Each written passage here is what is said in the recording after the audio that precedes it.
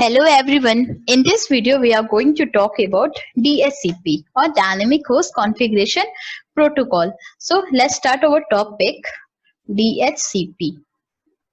The full form of DHCP is Dynamic Host Configuration Protocol.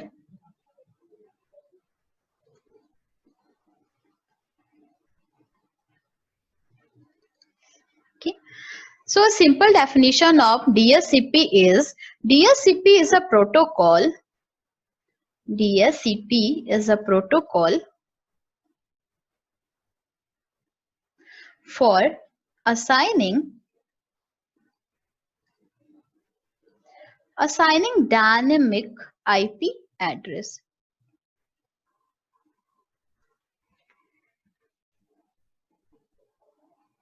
to device on a network. Okay. So what is DHCP? DHCP is a protocol, एक की protocol है for assigning dynamic IP address to device on the network. ये हमें dynamically IP assign करता है, okay, provide करता है. So now every computer or device on the network has to have an IP address for communication purpose. Okay, अगर मुझे अगर मुझे अपने PCs को communication कराना है, so what they required a IP address. Okay, so IP address is an identifier. IP address is an identifier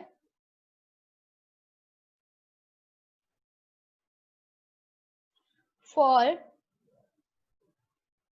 a computer or device on a network, and there are two way, you can say, हम IP address जो provide करते हैं, जो assign करते हैं, वो हम two way से करते हैं, मीन्स टू टाइप से करते हैं. Okay, two way that a computer can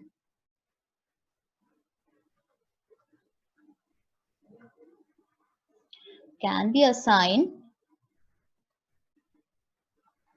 an IP address. Okay, so they could be done by using a static IP or dynamic IP. So हम IP address कैसे provide करते हैं? हम static way में भी दे सकते हैं, static IP and dynamic IP. Okay, so the next one is, so now a static IP is where a user assign a computer or device with an IP address manually. हम क्या करते हैं, static में हम जो भी IP address देते हैं वो कैसे देते हैं, मैनुअली. हमें खुद जाके वहां पे कॉन्फ़िगर करना पड़ता है IP address. Okay, so now this was the original method that was done in the beginning of networking. Okay, so and here, so next one is a dynamic IP is where a computer get an IP address,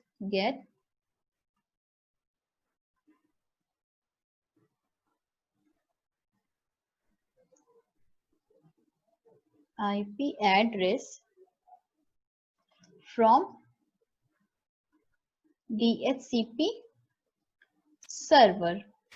Okay, and a DHCP server automatically assign a computer an IP address, subnet mask, IP address, subnet mask,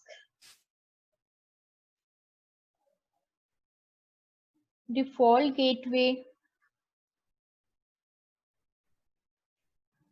and DNS means domain name server. So DHCP हमें IP provide करता है. IP हम DHCP से हमें IP मिलती है. So IP में क्या होता है, एक IP address and subnet mask की IP देता है, डिफॉल्ट गेटवे की IP देता है, DNS की IP देता है. Okay, so the next one is, So firstly, we have to know one thing.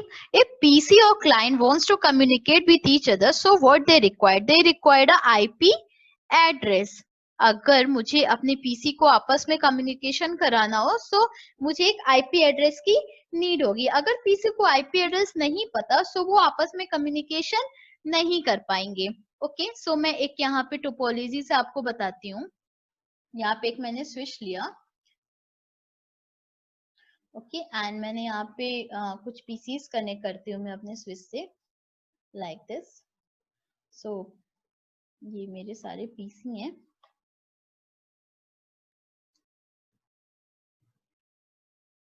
Okay, PC1, PC2, PC3, PC4, 5, 6, 7 and 8. सो मैंने यहाँ पे एक स्विच से 8 पीसी को कनेक्ट करा है. ओके, एंड मैं यहाँ पे सबको एक आईपी एड्रेस दे देती हूँ. 192.168.10.1, 192.168.10.2. ऐसे मैं शॉर्ट में यहाँ पे लिख देती हूँ 10.3, 10.4, 10.5, 10.6, 10.7 and last one is 10.8.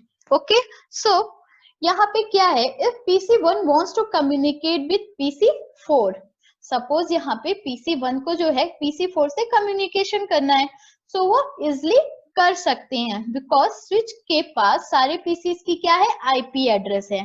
Okay, suppose PC1 को PC4 से कम्युनिकेशन करना था, सो वो कर सकता है क्योंकि स्विच को पता है PC4 कहाँ है.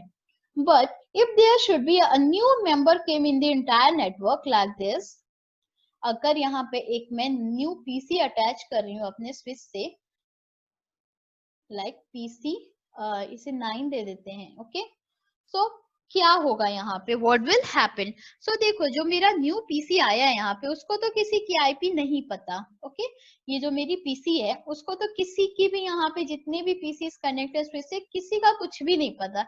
इवन उसको अपनी खुद की आईपी नहीं पता कि मेरी खुद की आईपी क्या है. सो इस केस में क्या होगा, उसे कौन आईपी प्रोवाइड करेगा. ओके, सो इस केस में उसे यहाँ पे मेरे नेटवर्क में कहीं ना कहीं एक डीएचसीपी सर्वर होगा. ओके, सो इस केस में जो इसे आईपी मिलेगी वो कहाँ से मिलेगी, डीएचसीपी सर्वर से मिलेगी. अब इसके एक जो पूरा बैकग्राउंड प्रोसेस होता है कि कैसे किसी क्लाइंट को डीएचसीपी सर्वर से आईपी मिलती है, सो उसका एक पूरा बैकग्राउंड प्रोसेस है. सो मैं वो आपको आगे एक्सप्लेन करूंगी. ठीक है, सो सपोज यहाँ पे इसे मिल गया 192.168.10.9 इसे आईपी मिल गई. ओके, सो ऐसे फिर ये इजिली सारे पीसीज एक दूसरे से आपस में कम्युनिकेशन कर सकते हैं. Okay, so I am going for next one. Suppose यहाँ पे मेरा जो है एक नेटवर्क है वो एक स्मॉल ऑर्गेनाइजेशन में, मेरा एक पूरा नेटवर्क है जो एक स्मॉल ऑर्गेनाइजेशन में. तो वहां पे सपोज मेरे पास बस 4 पीसी हैं. एक स्मॉल ऑर्गेनाइजेशन है जहाँ पे मेरे पीसीस कम है, डिवाइसेस कम है. सो यहाँ पे क्या होगा, यहाँ पे हम सबको मैनुअली भी आईपी दे सकते हैं. जैसे अभी मैंने बताया, हम जब आईपी जो प्रोवाइड करते हैं हम 2 टाइप से करते हैं, स्टैटिक करते हैं एंड डायनेमिक करते हैं. सो स्टैटिक में क्या होता है, हमें खुद जाके पीसी को आईपी देनी होती है. एंड डायनेमिक में जो होता है कि पीसी एक ब्रॉडकास्ट सेंड करता है, सो वो जब ब्रॉडकास्ट डीएचसीपी के पास जाता है, सो उनका जो बैकग्राउंड प्रोसेस होता है उससे उसको एक पीसी को एक आईपी मिल जाती है. सो अगर मेरा एक छोटा इन्वायरमेंट है तो यहाँ पे मैं मैनुअली भी आईपी सबको दे सकती हूँ. तो सपोज मैं यहाँ पे इसको दे दिया 10.1 means 192.168.10.1, 10.2, 10.3 and 10.4. Okay, so PC को आईपी कैसे प्रोवाइड हुआ, मैं अब आपको यहाँ पे बताती हूँ लैब के थ्रू. अगर मुझे अपने पीसी को अगर आईपी देनी हो मैनुअली, सो मैं कैसे दूंगी, मैं सबसे पहले अपने लैपटॉप में रन पे जाऊंगी एंड यहाँ पे मुझे cmd मीन्स अपना कमांड प्रॉम्प्ट ओपन करना है. सो ये मेरा कमांड प्रॉम्प्ट ओपन हो गया. ओके,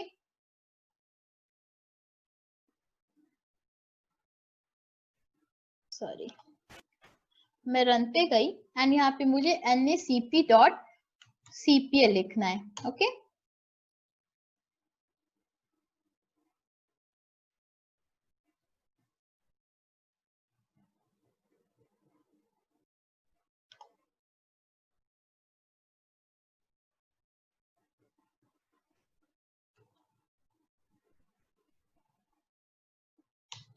NACP.CPL एंड ये ओपन हो गया मेरी।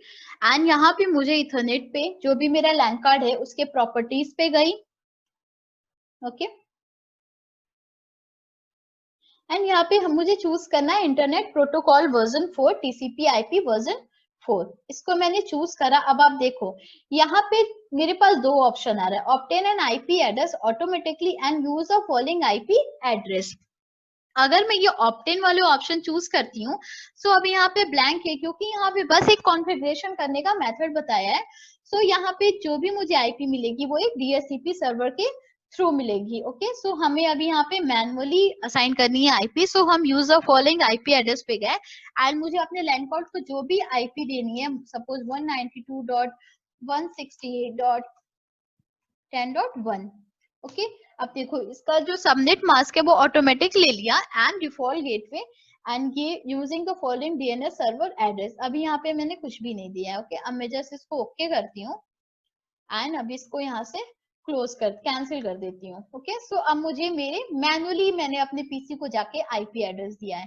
एंड अगर मुझे इसका स्टेटस चेक करना हो कि मुझे DHCP के थ्रू मेरे वाईफाई मॉडेम से मुझे क्या आईपी मिली है मेरे लैपटॉप को, सो मैं अपने वाईफाई पे जाऊंगी एंड राइट क्लिक करके यहाँ पे एक स्टेटस ऑप्शन आता है। ठीक है स्टेटस पे गई। अब आप डिटेल्स पे जाओगे, यहाँ पे डिटेल्स पे गए एंड अब आप यहाँ पे देख सकते हो, देखो फिजिकल एड्रेस मींस इसका मैक एड्रेस है एंड यहाँ पे क्या है DHCP इनेबल। तो यस DHCP जो है मेरा इनेबल है। Okay and IP version 4 address मेरा मुझे क्या मिला है मेरे DHCP से 192.168.0.151 क्योंकि इसकी रेंज की IP चल रही है एंड सबनेट मास्क उसका मिल गया। ओके एंड यहाँ पे आप देखो उसे अपने आप एक डिफॉल्ट गेटवे मिल गया, DNS सर्वर मिल गया। मैंने वहां पे कॉन्फ़िगर कुछ भी नहीं करा था बट DHCP के थ्रू मेरे पीसी को सारी इंफॉर्मेशन यहाँ पे मिल चुकी है। ओके सो अब ऐसे यहाँ पे हम स्टेटस चेक करते हैं। सो मैं इसे यहाँ पे क्लोज कर रही हूँ।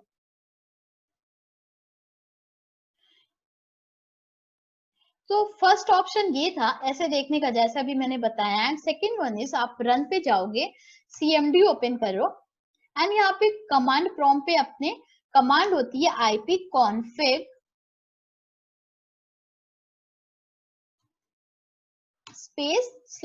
/all।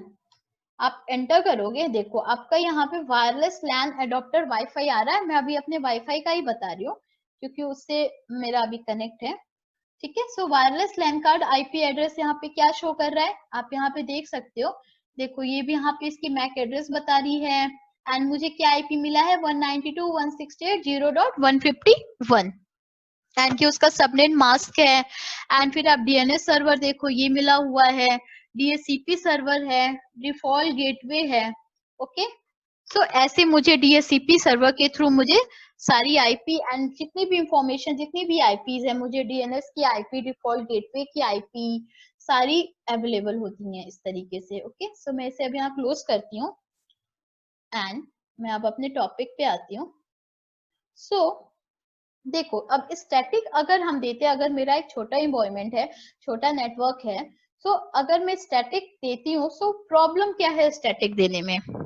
अगर स्टैटिकली मैं सबको आईपी प्रोवाइड करी तो सबसे बड़ी प्रॉब्लम यहाँ पे क्या आएगी, आईपी कॉन्फ्लिक्शन की।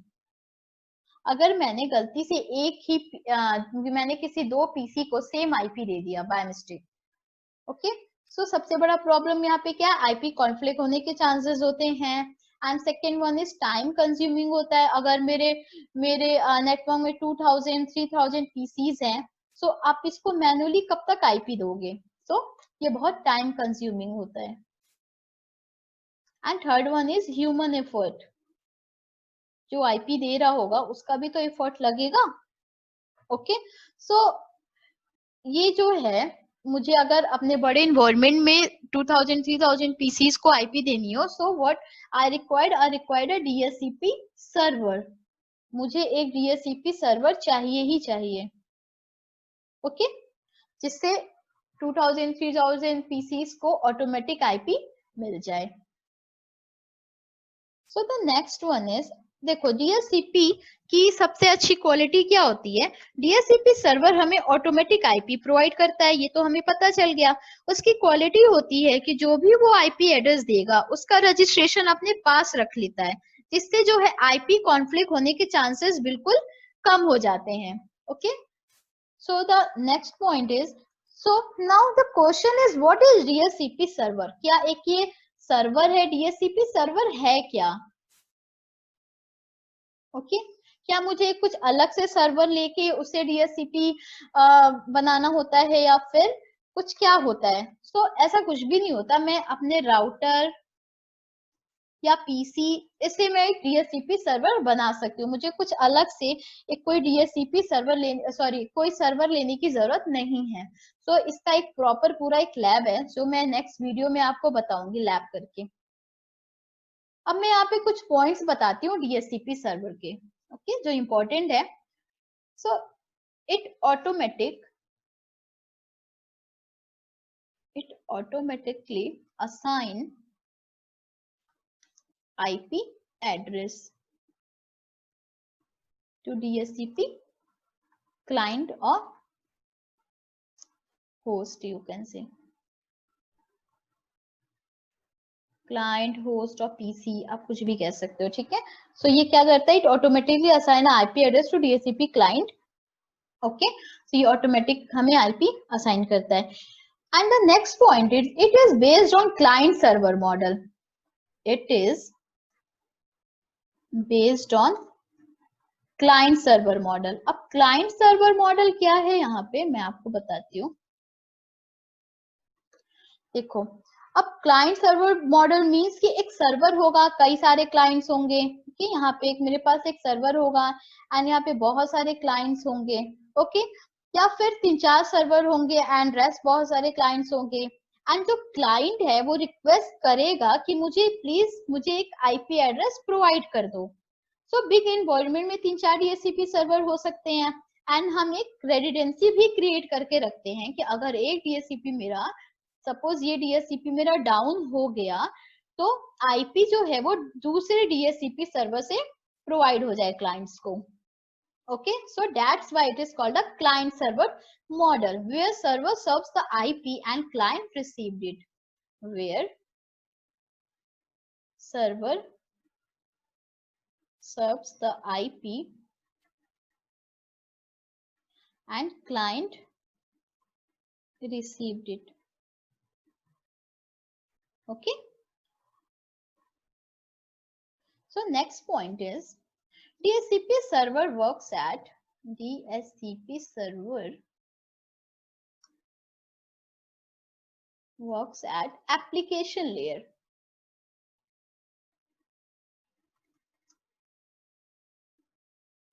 Okay, ये application layer पे work करता है। And next one is IP address assigned is known as dynamic IP.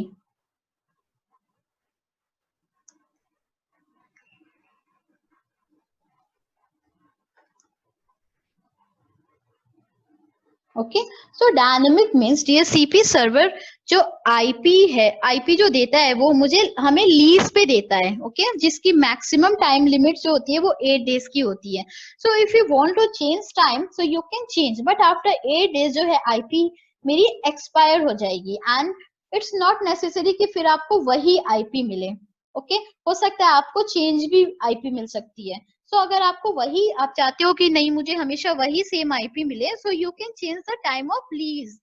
आप इसे कमांड से आप इसे चेंज भी कर सकते हो। सो आईपी एड्रेस जो एलोकेट की जाती है that is a dynamic in nature because of lease time is fixed. Okay, जो होता है आईपी एड्रेस जो एलोकेट की जाती है वो कैसा होता है, dynamic in nature.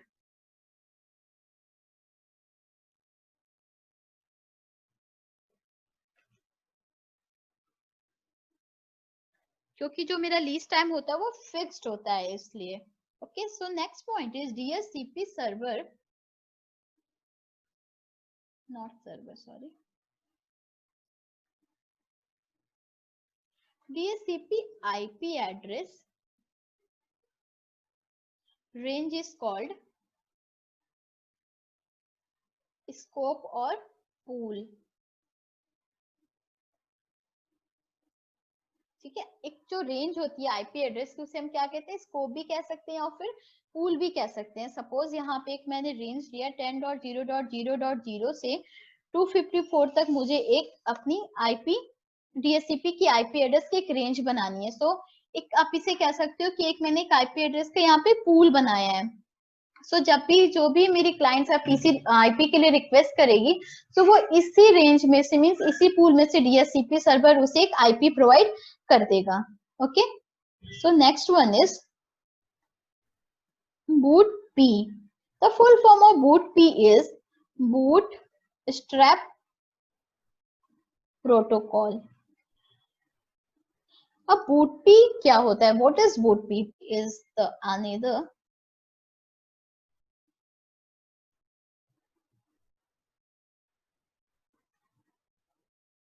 another method to allocate IP, but MAC address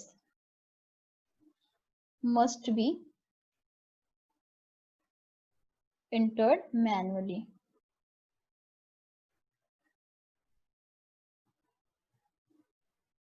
in a bootp table. Okay, bootstrap protocol क्या होता था? bootstrap प्रोटोकॉल ये पहले हम यूज करते थे, अब हम इसे यूज नहीं करते हैं। अब हम इसे DHCP को ही हम DHCP is a dynamic bootp।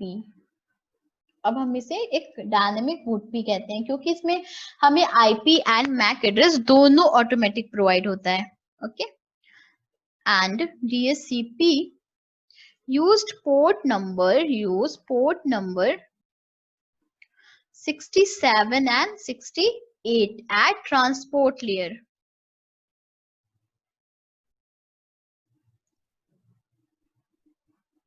DHCP port number क्या यूज करता है? 67 एंड 68।